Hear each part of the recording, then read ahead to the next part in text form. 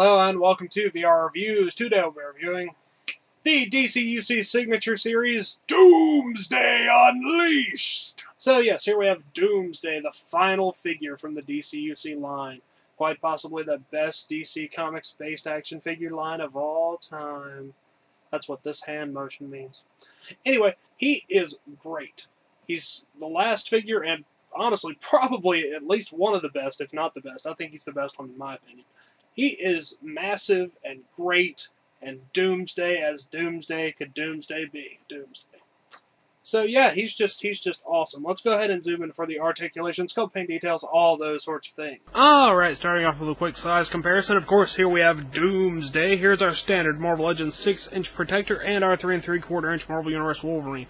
I think it goes without saying that Doomsday is really big, but I'm going to say it anyway. Doomsday is really big. He's close to twice the height of a standard 6-inch figure, and way more than twice the bulk. He is just a huge figure, and he's going to tower over everything in that scale.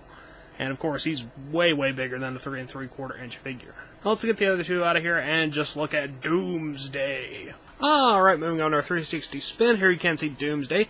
His flesh is sort of a dark gray color, and then he is generally covered with lots of spikes and bone plates and things. They're white and they have lots of sort of blue shading and brushing on there. Makes them all look very nice. They're sculpted nicely. They have sort of a bony kind of texture to them. He has a big mass of them on his back, as well as two really big ones on his elbows, and then he has smaller ones on the fists. He has the big claw ones on the fists. He has sort of a little central bone plate on the chest there, and he's got two big spikes on the knees and smaller ones below that. Clothing-wise, he's not too clothed. He's got dark green sort of shorts with metal straps on the legs and on the waist, and then he's got green boots. Those are the remnants of his containment suit. And that's really about all there is to it. Overall, detail-wise, he looks pretty much perfect. Looks exactly the way I would like Doomsday to look. Now let's go ahead and zoom in on his head sculpt. Head sculpt-wise, Doomsday continues to look good. Of course, the base skin tone of his head is gray. He's got a big bone plate in the center of his face, and then he's got an open mouth with bone spiky teeth and his big bone spike beard thing. His eyes are painted red, but they're behind his little bone eye cover thing, so you can't really see it without shining a light directly in there. He's got his big long hair coming out of the top of his head, and that's all sculpted and painted very nicely. Overall, perfectly acceptable head sculpt. I have no issues with it. Now let's go ahead and zoom out and look at some articulation. Articulation-wise, Doomsday is fairly standard DCUC with a bit extra.